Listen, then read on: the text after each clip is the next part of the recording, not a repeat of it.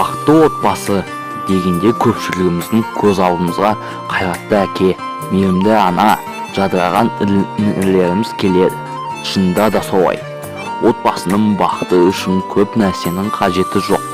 Жанұя мүшелерінің сыйластығы, махаббаты, бір-біріне деген құрметі мен сүйіспеншілігі болса жетіп жатыр. Адам баласы өмірді отбасы арқылы тани бастайды. Яғни ең маңызды базалық танымды отбасыдан алады. Ата-анасы, бауырлары балалардың өміріне үлкен рөл атқарады. Ұяда не көрсе, ұшқанда соны іледі деп бекер айтылмаса керек. Отбасы баланың эмоционалды, рухани құндылықтарды бойына сіңіретін ортасы. Ата-анасы балаларға тәлім-тәрбие береді.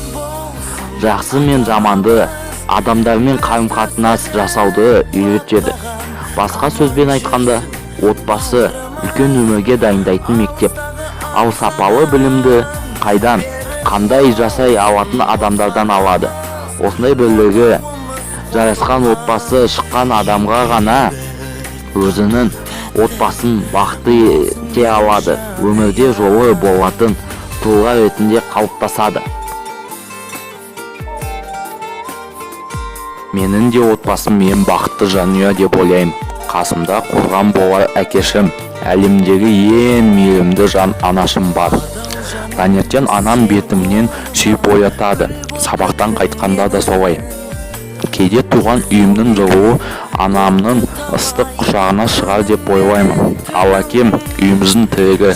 Біздің сапалы білім алуымыздың үшін көйлегіміз көп, қарнымыздың тоқ болу үшін аянбай еңбек етіп жүрген жан. Жұмыстан келгесін бізбен бірге ойнап, кейде сабағымызға көмектеседі. Үнемі бар білгенін айтып, ақыл кеңесін аяған емес.